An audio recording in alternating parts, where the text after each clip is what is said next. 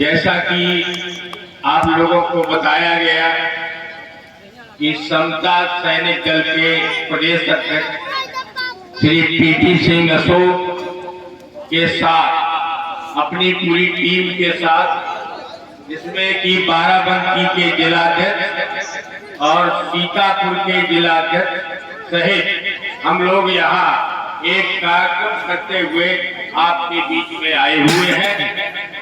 और बता हम लोगों को जैसा कि जानकारी हुई कि यहाँ बुद्ध कथा का कार्यक्रम है और हमें वहाँ पहुँचना है अपने ये समय आप देख रहे हैं,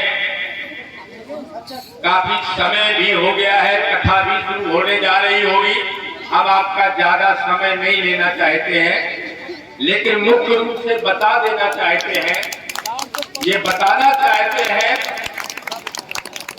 कि बुद्ध के विचार को, बुद्ध की विचारधारा को जन जन तक पहुंचाने का काम डॉक्टर अंबेडकर जी ने किया।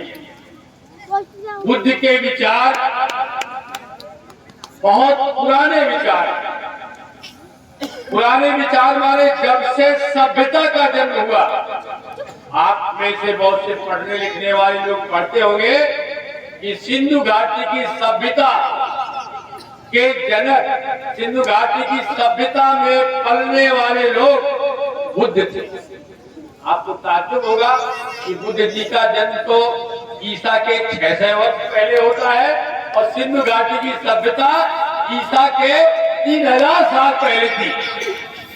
तो फिर तथागत बुद्ध जो है, तो मैं आपको बता देना चाहता हूँ कि जो तथागत बुद्ध थे, शाक्य मुनि तथागत बुद्ध थे, ये 28वें बुद्ध थे।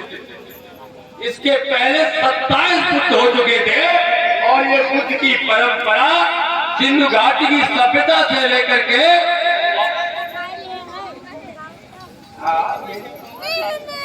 ये चलती आ रही थी। और हम लोग कुदरत की नजरों में, कुदरत की जीवन जीने की का अभ्यास जो है ये बुद्ध संस्कृत में चला आ रहा था, जिसे हम श्रवण संघ कहते थे। श्रवण संघ, श्रवण माने समता का संघ, बराबरी का संघ और श्रम करने वाला संघ। पूरे सभी लोग मेहनत करते थे और अपनी मेहनत की कमाई खाते थे। ये सभ्यता चली आ रही। उसी बीच में कुछ लोग थे जो बुद्धिस्टों को की मान्यता को अपनाते थे, गीत भजन गाते थे, उनको बमन बोलते थे। बमन, और बमन ही करके आगे चल करके ब्राह्मण बने। मैं छोटा सा इतिहास बताना चाहता था। और धीरे धीरे ये हुआ कि सवर्णों पर बमन हावी हो गए और बुद्ध के निर्माण के बाद जो पहली संगीत हुई थी आजाद के समय, उस समय हमारे श्रमणों का ही अधिकार था। धीरे धीरे तीसरी संगत, चौथी संगत तक बमन हावी हो गए और सारे हमारे बुद्ध के चिंतन को उन्होंने हमारे मनुवादी चिंतन में बदल दिया। और मैं आना चाहता हूं कि डॉक्टर अंबेडकर जब आए, उन्होंने अध्ययन किया तो देखा, ये पाया कि हमें अपने वर्चस्व को बचाए रखने के लिए एक ऐसे फौजी संगठन की जरूरत है जो हमारे साथ भेदभाव, विषमता मूलक समाज बन गया है, इसके मिटाने के लिए एक फौजी दस्ते का काम करे।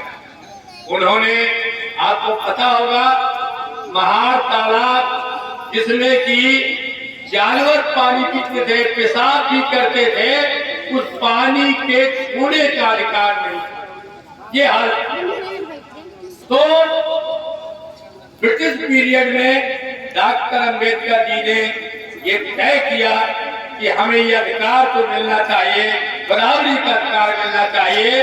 अगर दूसरी जातियों को पानी का अधिकार है तो हमें भी पानी के छूने का, पानी को उपयोग करने का अधिकार होना चाहिए।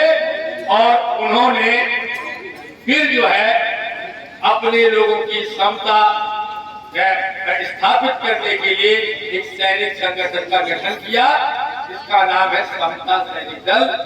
24 सितंबर 1924 में बनाया। हमारे राष्ट्रीय स्तर पर सागर जी जो है प्रदेश राष्ट्रीय अध्यक्ष है और प्रदेश से हमारे बीच में हमारे पीटी सिंह हम लोग चाहते हैं, आज देख रहे हैं कि गांव-गांव में माँ बेटी और की इज्जत बचाना मुश्किल है इन दरिंद्रों से, इन गुंडे बदमाशों से। इसके लिए जरूरी है कि हम अपनी रक्षा के लिए, हम अपनी शक्ति तैयार करने के लिए अपने फौजी लोग तैयार करें। और ये ऐसा नहीं है कि संविधान और कानून से प्रस्तावित संगठन है। आप लोगों से हम निवेदन करने आए हैं कि गांव-गांव आप अपने लोग तैयार कीजिए, तभी हम अपनी माँ बेटियों की इज्जत बचा पाएंगे।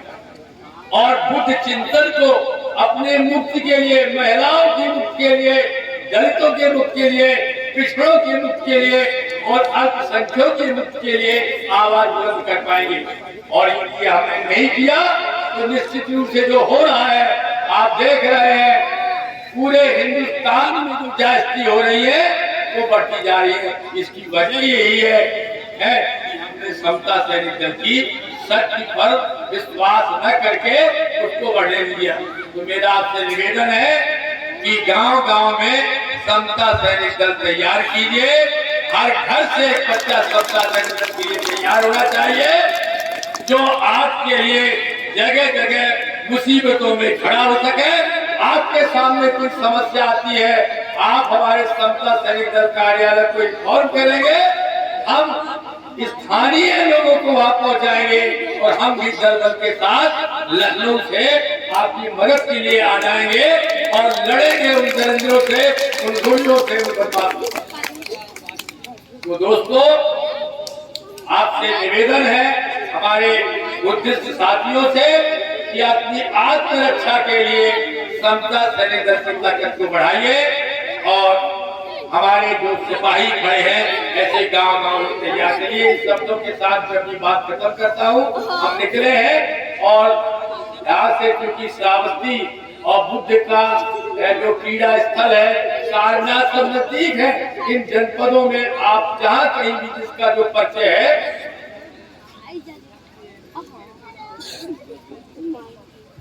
उन जनपदों में अपनी ताकत बढ़ाने का प्रयास करें। जय भीम और नमो बुद्धाय।